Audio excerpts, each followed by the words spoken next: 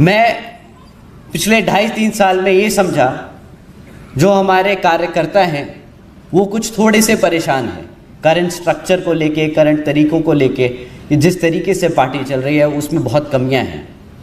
अगर मैं आपके सामने 2-3 रखूं तो आप मुझे बताना आपको कैसा लगा कि ये सही है कि गलत है।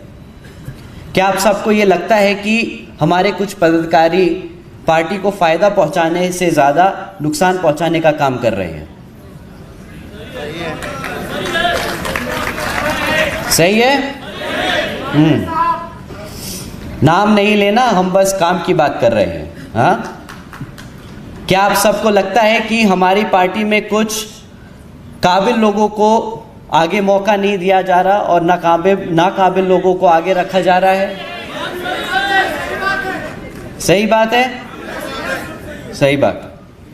क्या आप सबको लगता है कि हमारी पार्टी में युवा साथियों को उतना मौका नहीं दिया जाता जितना दूसरी पार्टियों में दिया जाता है? ये भी बात सही है? एक बार आप सब अपने हाथ उठा के बता दो कि अगर इन तीनों में से तीनों बातें सही हैं, आपको सही लगी तो एक बार हमें पता चल जाए। देखिए साथियों, इनके जवाब हमारी बहन जी कई बार दे चुकी हैं।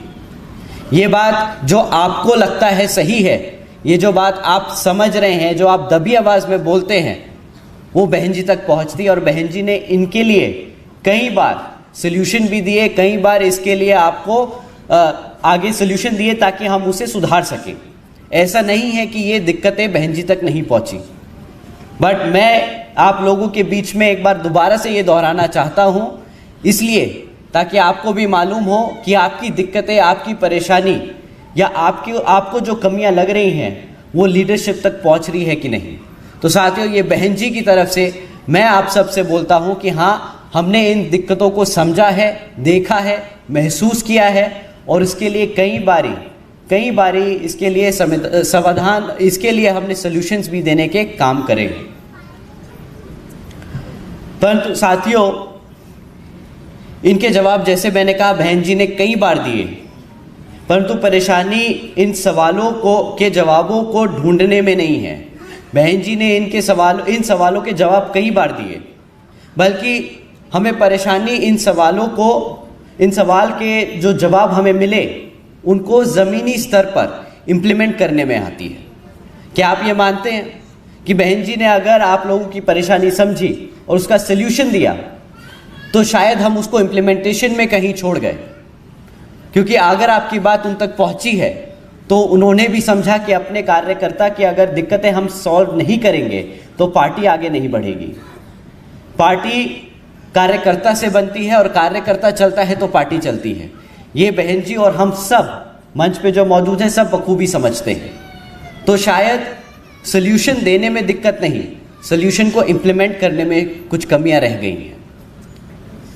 मैंने कई बार सुना है हमारे साथियों से कि फलाना पार्टी में तो बहुत तेजी से काम हो रहा है, ज़मीनी स्तर पे काम हो रहा है। मैंने अपने साथियों से सुना है कि भाई फलाना पार्टी में तो यूथ विंग है, उस पार्टी में तो सोशल मीडिया विंग है।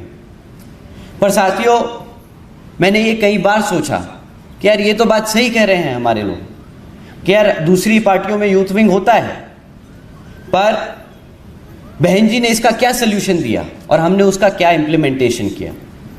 दूसरी पार्टियां यूथ विंग बना के उसे रीजनल स्तर पे छोड़ देती हैं, कॉलेज के लेवल पे छोड़ देती है, लोकल बॉडीज तक छोड़ देती है।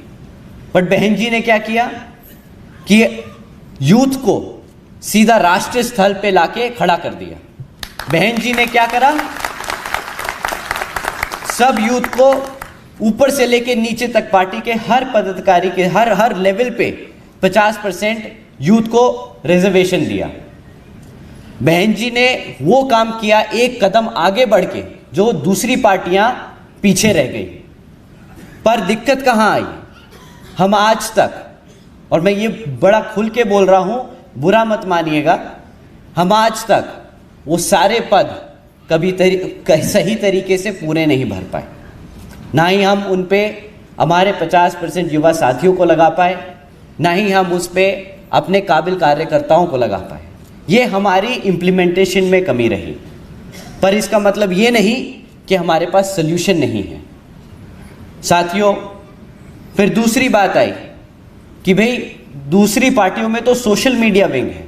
मुझसे बोला कि भैया आप सोशल मीडिया विंग क्यों नहीं चलाते, आप क्यों नहीं सोशल मीडिया पे नैरेटिव कंट्रोल करते, क्यों आप हमारे लोगों की बात आगे नहीं रख पाते, कि लोगों की तो हवा बन जाती है सोशल मीडिया पे, हमारे लोग गुमराह हो जाते हैं।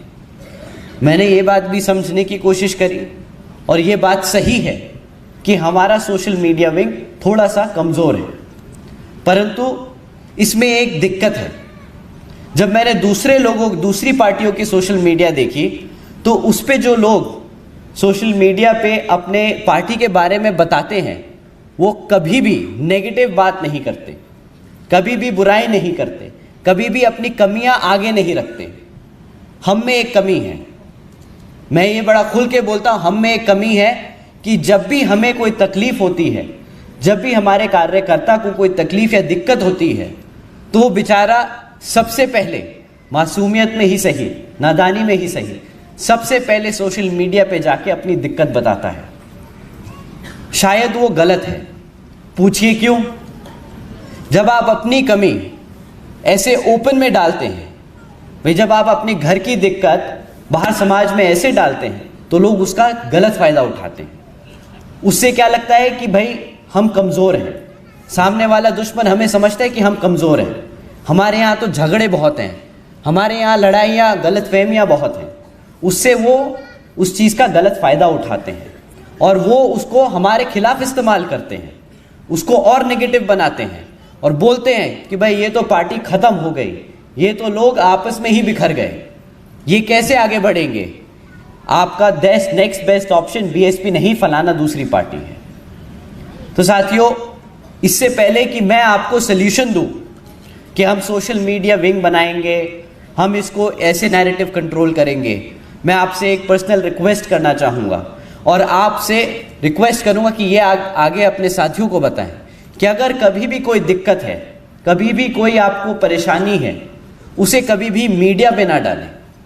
आप अपनी दिक्कत लेके अपने कमेटी के पास आओ, नहीं सुनते कोई बात नहीं। कभी कभार मुझे भी लगता है, मैं घर में छोटा हूँ, मैं अपने पापा से शिकायत करता हूँ कि पापा ये ठीक नहीं है, वो जी ये ठीक नहीं है।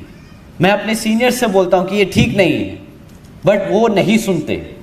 मे बी उन्हें ज़्यादा अच्छा पता है, वो हमसे थोड़े से ज़्यादा एक्सपीरियंस्ड हैं, उन्हें थोड़ा सा आगे का दिख रहा है।